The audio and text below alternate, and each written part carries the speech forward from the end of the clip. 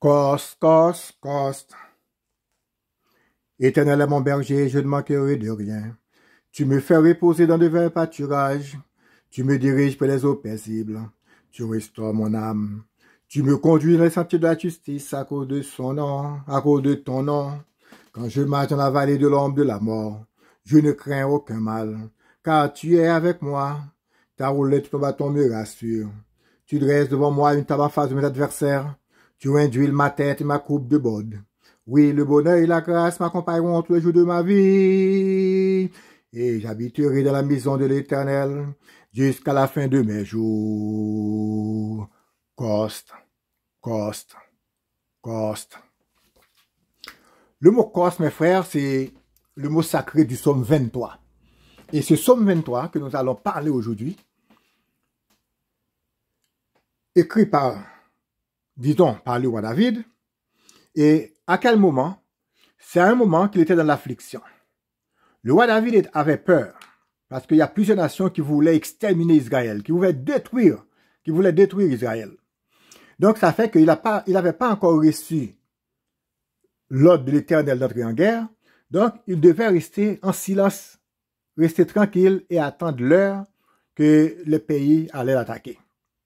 Ou attendre l'ordre de l'Éternel, qu'on appelle l'Éternel, le Dieu qu'on appelle l'Éternel, donc attend l'aide, donc pour aller soit attaquer, soit pour aller monter la forteresse pour défendre son pays. Le fait qu'il avait peur, eh bien tout de suite, qu'est-ce qu'il faisait? Il se couchait par terre, face contre terre. Il a ouvert ses deux jambes, ses deux pieds, et ses deux bras, ses deux jambes, ses deux bras, et plus la tête, ça fait une étoile flamboyante. Donc, l'étoile maintenant a 5 branches. La tête, c'est la tête de l'étoile. Les deux bras, c'est les deux épaules, les deux bras de l'étoile. Et les deux jambes, ce sont les deux jambes de l'étoile. Ça fait une étoile 5 branches que David a fait au sol. Donc, on dit que ce psaume était écrit au moment qu'il avait peur. Donc, c'est un psaume qui sert à délivrer l'homme des afflictions. Un psaume qui sert à délivrer l'homme des afflictions. Pour obtenir la paix. Pour obtenir la paix et la grâce de Dieu. La santé et aussi contre les ennemis et bêtes sauvages. Donc, si vous pouvez remarquer, si vous ne prenez pas avec des personnes comme ça, souvent, les personnes qui croient dans ce psaume, eh bien, qu'est-ce qu'ils ont fait? C'est ceux qui s'occupent de la faune, qui s'occupent des bois, des bois. Là. Mais ces personnes-là, ils écrivent ce psaume sur du parchemin. Et puis, ils ont écrit aussi l'intelligence et son caractère. Donc ici, dans la vidéo, j'ai du mal à mettre son caractère. Si vous connaissez le caractère, vous pouvez le faire. Donc, et puis là, après, ils l'ont mis ça au cou, ils l'ont porté au cou. Et à chaque fois qu'ils rentrent dans la faune, dans les forêts où il y a des bêtes sauvages, eh bien, même en prévention avant d'entrer, ils récitent le psaume 23 avec le mot sacré, coste, et puis ils ont porté ce psaume sur eux. Et il y a des personnes aussi qui font ça régulièrement, ils écrivent ce psaume et le portent, soit qu'ils vont au travail ou n'importe où, là, ils ont porté en tout le temps sur eux.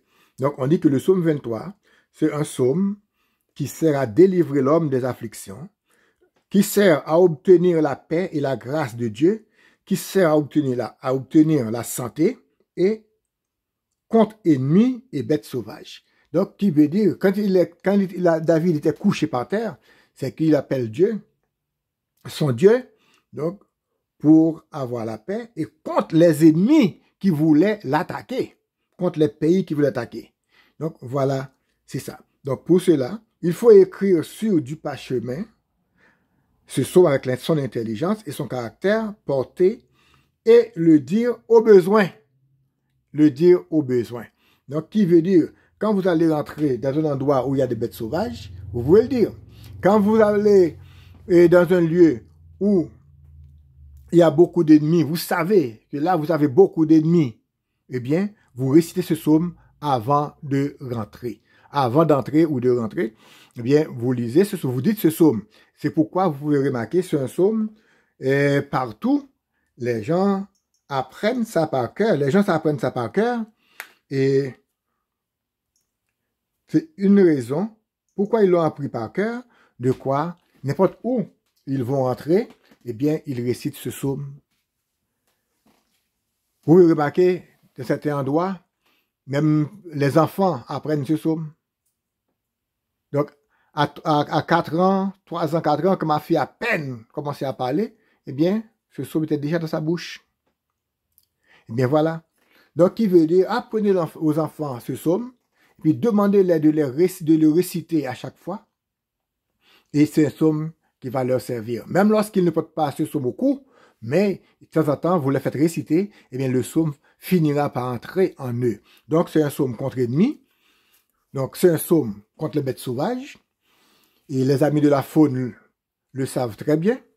Et il y a d'autres mots, bien sûr. Il y a des mots mystiques à dire aussi contre les bêtes sauvages. Il y a des choses comme ça. Donc, mais eux, en portant ça sur eux, et au besoin, avant d'entrer dans la faune, ils récitent ce psaume. Et dans la faune, au besoin, ils peuvent aussi le réciter. Psaume 23, ça dit beaucoup de choses. Il y a une phrase qui dit « Quand je marche dans la vallée de l'homme de la mort ». Là, je ne peux pas vous expliquer, mais c'est quoi vallée de l'homme de la mort? Donc, qui veut dire, vous qui allez à l'église, dans les études bibliques, demandez à vos pasteurs, demandez à celui qui fait l'étude biblique, c'est quoi vallée de l'ombre de la mort? Parce que si je vous explique ça, peut-être si votre foi n'est pas solide, eh bien, ça peut vous bousculer un peu. Donc, c'est pourquoi je ne vais pas vous expliquer tout ça, parce que ça va dépendre de beaucoup de choses. Mais demandez à vos pasteurs, et sans doute ils vont vous dire c'est une vallée, David promenait pour garder les brebis. Ils vont vous dire que c'était des loups dans la vallée où David regardait les brebis, gardait les brebis. C'est ce qu'ils vont dire. Mais c'est plus que ça. Peut-être il y en a d'autres qui vont dire la vérité. S'ils le savent, bien sûr. Donc, mes frères, mes sœurs, que la grande architecte de l'univers vous soit en aide. Que le Dieu très, très, très, très, très haut, c'est lui aussi qui est dans les profondeurs. Celui qui est à l'Orient, à l'Occident, septentrion, au Midi. Celui qui est de partout. Après lui, aucun pouvoir. Donc, attachons-nous à ce grand tout-puissant, architecte des mondes. Attachons-nous et continuons à travailler pour son œuvre. Qu'il en soit ainsi. Soyez bénis.